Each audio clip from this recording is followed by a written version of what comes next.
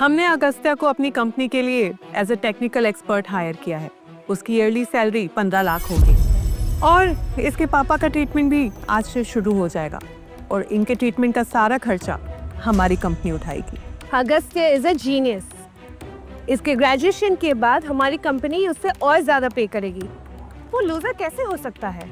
Impossible, ये एक loser है। आस्था मैम, आप ही बताइए ना। मेरी बेटी भी इन्हीं के स्कूल में पढ़ती है। वो बता रही थी कि ये पढ़ाई में एकदम जीरो है और इस बार तो ये फेल भी हो सकता है।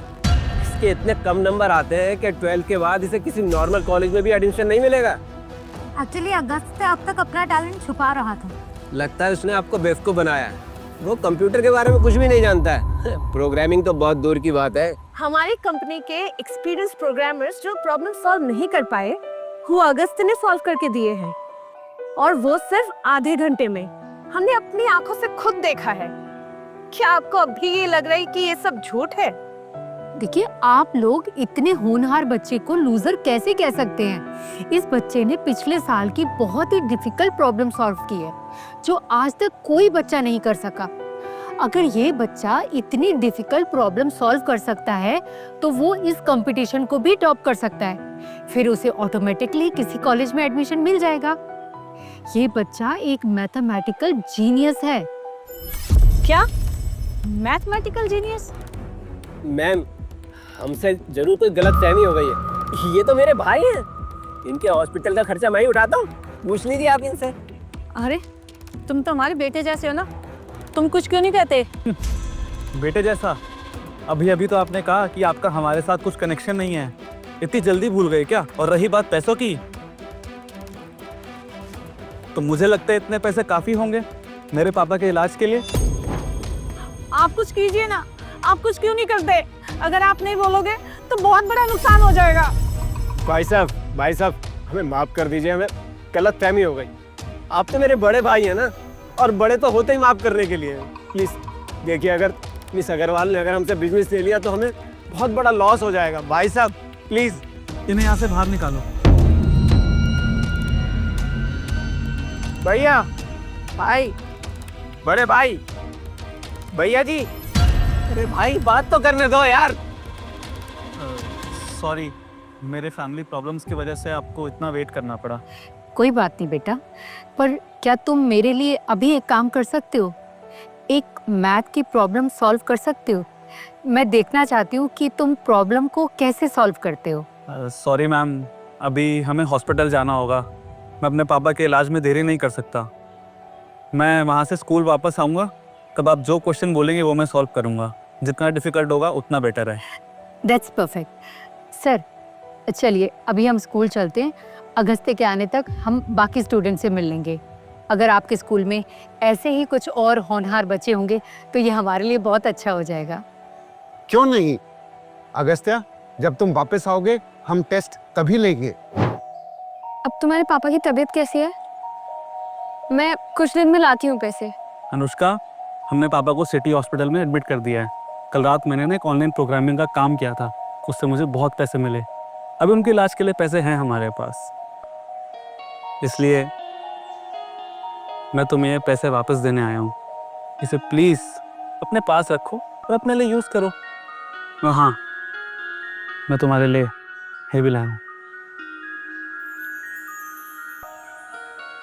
एक छोटा सा गिफ्ट। इसे हमेशा अपने पास रखना। अब तू देखो मैं तेरा क्या हाल करता हूँ।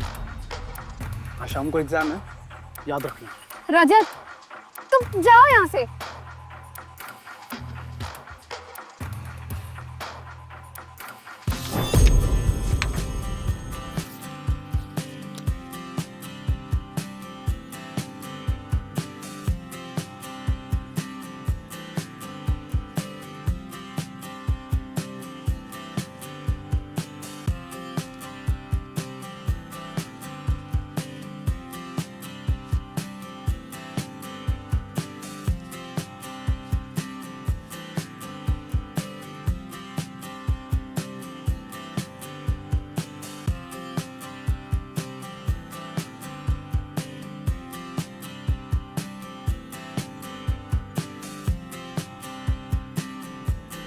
मेरा हो गया, क्या मैं सबमिट कर सकता हूँ? आ जा। जरूर। अगस्त्या, क्या तुम एक पेपर और सॉल्व कर सकते हो? Of course ma'am.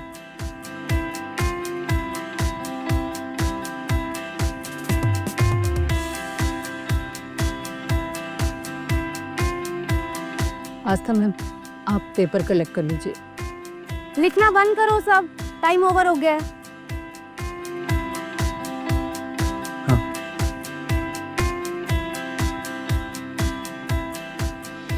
अगस्त्य, 5 दिन बाद नेशनल मैथ क्विज कंपटीशन है और इसके बाद तुम्हारा उस कंपटीशन के लिए रजिस्ट्रेशन होगा।